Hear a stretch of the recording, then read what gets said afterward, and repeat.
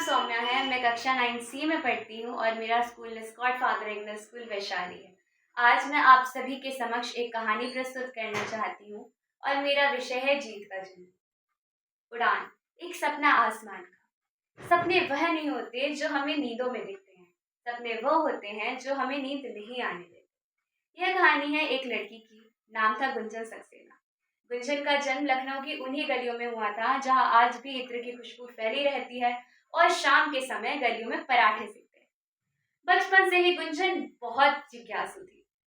उसे खिलौनों से ज्यादा हवा में उड़ रहे जहाज आकर्षित करते थे। एक बार जब वो अपने पिता और भाई के साथ पहली बार विमान में सफर कर रही थी, तब उनके मन में आशा जगी कि वह भी खिड़की से बाहर बादलों को देखे, मगर खिड़की बंद होने के कारण वह न देख सकी।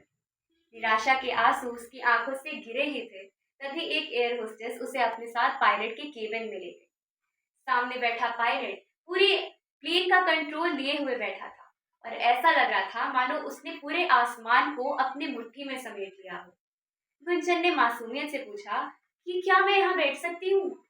पायलट ने बोला, बेटा, यहाँ बैठने के लिए आपको पायलट बनना पड़ेगा। बस वही क्षण था जब गुंजन ने ठान लिया कि उसे पायलट ही बनना है।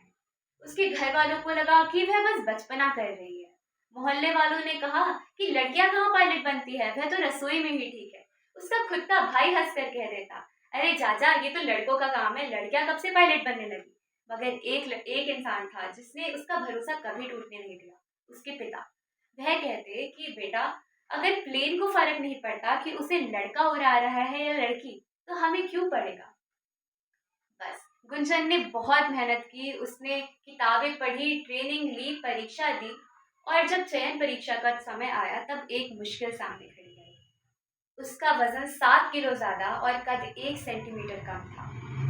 नियमों के अनुसार उसे अस्वीकार कर दिया गया, मगर गुंजन के अंदर एक जुनून सा था, जीत का जुनून, अपनी काबिलियत दिखाने का जुनून और देश की सेवा करने का जुनून। उसने ठान लिया था कि कुछ भी करके उसे पायलट ही बनना है। उसने 7 दिनों में 7 किलो वजन घटाया और जब दूसरी बार चयन परीक्षा हुई तो वह पास हो गई। इस चीज ने सबको हैरान कर दिया।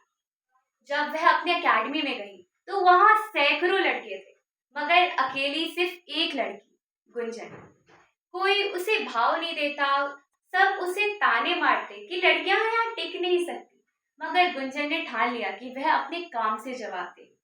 आखिरकार आ ही गया वो दिन जब गुंजन ने अपने परीक्षक के सामने इतने अच्छे से लड़ाकू विमान उड़ाया कि सब दंग रह गए। तालियों की गूंज पूरे मैदान में छा गई। 1999 में आया वो दौर जिसने सबकी रातों की नींद उड़ा रखी थी, कारगिल युद्ध। तब तक गुंजन बन चुकी थी भारत की पहली महिला युद्ध पायलट। युद्ध के दौरान गुंजन अनेक मिशन पर गई और सैकड़ों घायल सैनिकों की जान बचाई। ऊंचे बर्फीले पहाड़ों पर दवाई और राशन पहुंचाए। गुंजन की जितनी तारीफ करी जाए कम है। आज भी जब भी कोई महिला पायलट प्लेन उड़ाती है तो कहीं ना कहीं उसके पंख में गुंजन की पहली उड़ान की गूंज अभी भी गूंजती है। गुंजन के पिता द्वारा कही गई बात हम सभी को याद रखनी चाहिए। जब प्लेन को फर्क नहीं पड़ता कि उसे लड़का उड़ाए या लड़की, तो हमें क्यों पड़ता है। हर लड़की के अंदर एक गुंजन बसती है, बस उसे अपनी काबिलियत पर भरोसा रखना चाहिए। धन्यवाद।